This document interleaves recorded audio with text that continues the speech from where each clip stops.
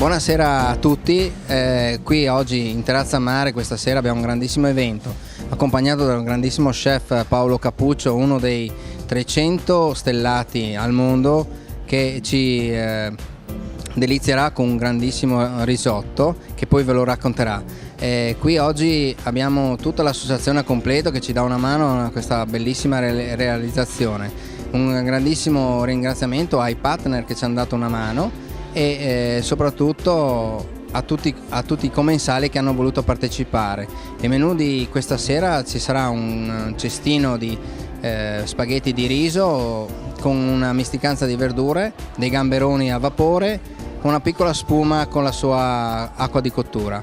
Poi avremo una rosa di vitello con verdure julienne croccanti con delle deliziose salse di verdure, un risotto che sicuramente vi delizierà con le sue parole Paolo Cappuccio, e una millefoglie di manzo con tortino ai funghi, accompagnato poi alla fine da un fantastico dolce, una trilogia di forme dolci. Questo accompagnato poi da tutti i vini della ditta Cormons, che è un nostro grande partner che ci segue in situazione. Sicuramente do la parola a Paolo, che è molto più bravo di me.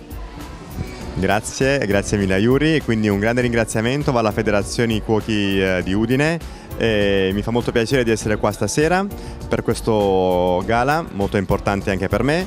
Il piatto che preparerò io questa sera sarà un risotto carnaroli al nero di seppia, crudo di tonno, profumato al lime e fresco di pomodoro.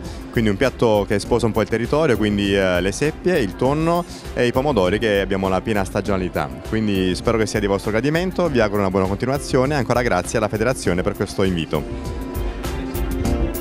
Grazie a questa cena, grazie a Paolo che ci dà una mano, tutti i fondi che raccoglieremo questa serata ci darà la possibilità di andare a fare i campionati del mondo in Lussemburgo per rappresentare la nostra regione e i prodotti fantastici che abbiamo sul territorio.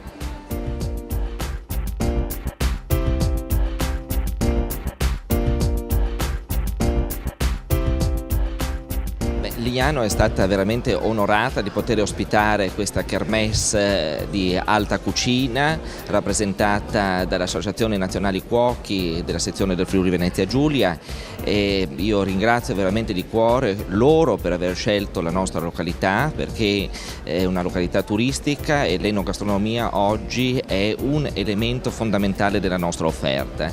In apertura questa mattina ho potuto rappresentare anche quali sono le esigenze del nostro territorio, che sono legate soprattutto alla necessità di avere del personale qualificato all'interno delle strutture ricettive e dei pubblici esercizi della nostra ristorazione, proprio perché appunto i turisti sono sempre più esigenti e vanno alla ricerca di momenti anche esperienziali, e l'alta cucina può offrire veramente arte e qualcosa di indimenticabile.